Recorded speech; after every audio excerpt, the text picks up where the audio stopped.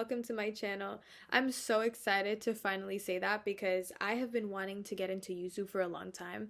I've just been really nervous about getting started, but you miss 100% of the shots you don't take. So this is me shooting my shot at YouTube. So I really hope you like it. A little bit about me. My name is Tracy. I'm from New York City. Okay, I am a senior in college. I'm a biology major, chemistry minor, and I am so excited. I have so many videos planned.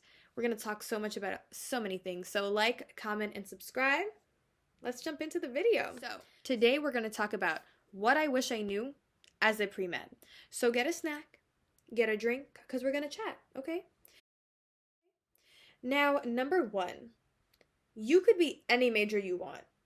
I am a first generation college student, so in my mind I was like, okay, I was really doing this by myself. So in my mind I'm just like, okay, if I'm gonna go to med school, I should, pick a science major. I ended up picking biomedical science, but we'll get into that later.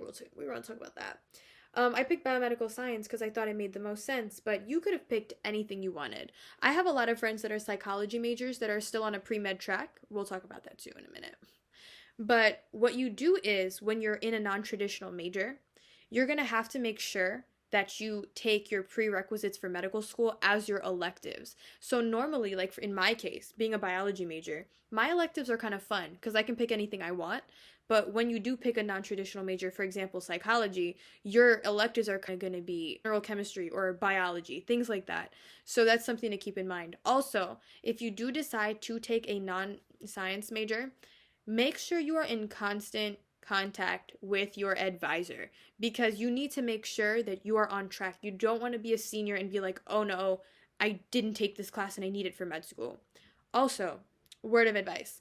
I really, really recommend that you take anatomy or biochemistry as an elective because not all schools mandate it, but it will be really, really useful for medical school. I have a lot of friends that are in med school that tell me they're so happy that they took that in undergrad because it gives you a good basis of what to expect.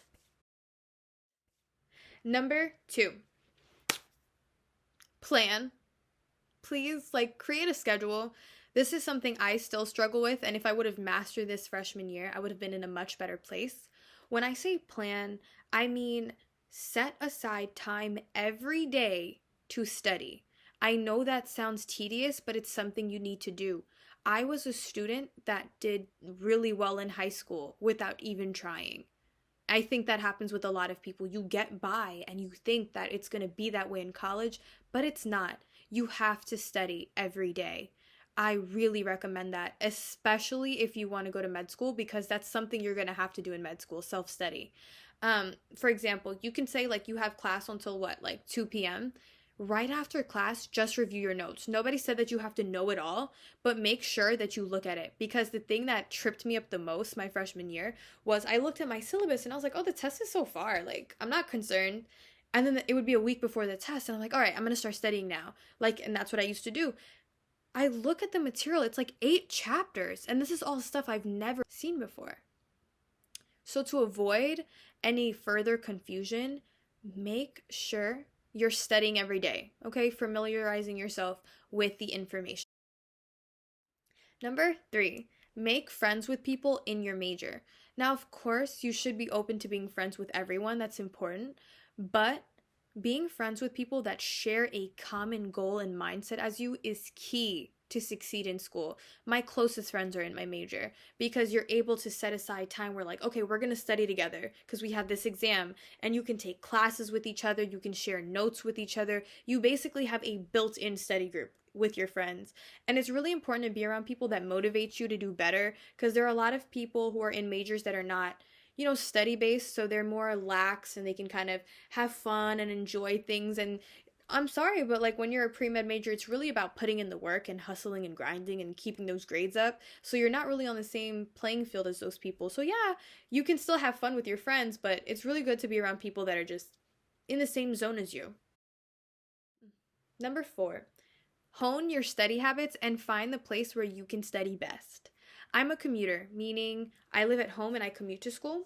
So for me, I used to study a lot in my room in high school, right? And it just made sense. I'd be in my bed, do my homework, whatever. But when I got to college, I realized, okay, I can't really focus in my room because mentally I associated my room with sleep or chilling, whatever. So I decided to move where I studied to a different room in my house, and it really, really helped me. So make sure you find a place where you can focus. If you dorm and maybe studying in your dorm isn't the best thing for you, go to the library. Also, another thing, I can't stay in one place for too long. I don't know if that works for everybody, but once I'm studying, I've never studied and then sat there for 8 hours straight. I'll study for 2 hours, I'll get up, I'll walk around, I'll come back and make sure my mind is refreshed. It gets to a point when you're studying, you're literally cramming and you're not understanding anything. I know we've all been in a place where you ever read a whole page and you're like, what did I just read? Yeah, we don't want that. We want to actually retain information, not just read. So, yeah, make sure you find a study habit that works for you as early on as possible. I'm studying for my MCAT right now, and I still wish I came up with a better study technique my freshman year. I feel like I would have been way ahead of the game. So make sure you definitely do that. Number 5. I've said this so many times in the video. Oh, I did great in high school. College is gonna be the same. No. I don't care how you did in your APs. I don't care how you did in your honors classes. I don't care. I don't care because it's not the same. It is not the same. You actually have to put in the work. These classes are so important. You don't realize it, but every single grade is going to be on your transcript forever. And med schools are going to look at it and they're going to be like, oh, what's this? And you're going to be like, so let's avoid that. Okay. Now, number 6. We're going to dive into something a little personal. So, earlier in the video, if you were paying attention, I said I was a biomedical science major my freshman year.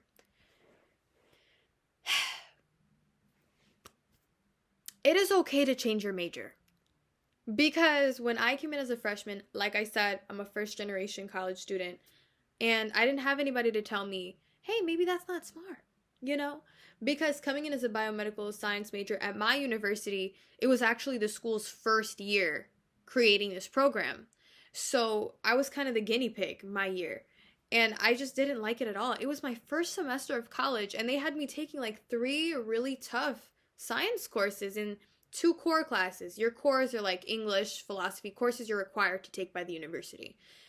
But the 3 science classes when you're coming fresh out of high school, it was way too much.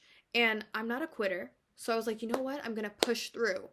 And I did. And I got to my spring semester. And it's like there were 1 or 2 classes that I just didn't do the best in. And it got to a point where I was like, I can't let my GPA suffer anymore. So I changed my major to biology. And I put a minor in chemistry. And I've been so happy with that. And my GPA has been significantly higher ever since I changed it. So it is totally okay to change your major, but I recommend that you don't change your major after your sophomore year. You don't want to waste any time. If you can just nip it in the bud like I did freshman year, it'll be much more beneficial for you. Now, number 7. Drop it. You heard what I said earlier? You heard what I said earlier when I was like, I'm not a quitter. Drop that. Drop that. Because let me tell you something. Okay, I should have dropped a lot of classes. And when I say drop classes, it means like, if you're like taking a class, you have an idea like, okay, I'm not doing good. You need to drop the class because it's actually going to affect your GPA.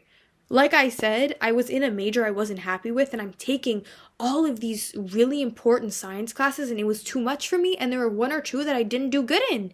And I wish I would have dropped them, because even though I'm a senior now and I've done so much better in all my other classes, those grades still played a part in my GPA, and my GPA could have been higher had it not been for those classes. So the minute you feel like I'm not doing well in this class and you went to tutoring and you did what you had to do and you're still not doing well, there's no shame in dropping it. You always have the opportunity, especially if it's a required course, to take it again later in the semester when you're better prepared for it. There's no shame in dropping a class, okay? It is better to drop a class or pass-fail a class, meaning they'll just give you the credits if you pass and it just won't affect your transcript.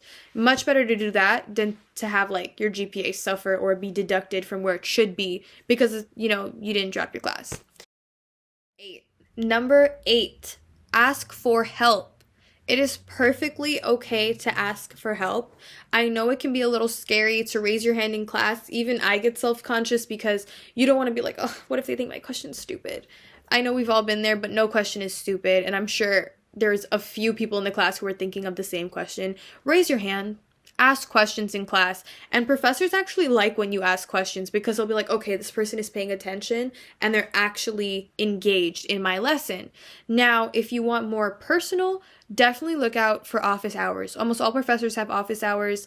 It's basically you reach out to your teacher and you guys work on whatever it is that you need help with. If you don't want to reach out to the professor directly, almost all universities have tutoring centers. Make sure you are taking advantage of every type of study assistance that you can get. You need to make sure that you are understanding the material, especially your science-based courses. These are things that you need to know when you take your MCAT. And looking back, I wish I would have reached out more to tutors and people that could have actually helped me because now I feel like I'm just relearning all this information for the first time. And you really want to avoid that. You want to get to a point where you're fully mentally prepared for anything. Number 9, find activities that you like.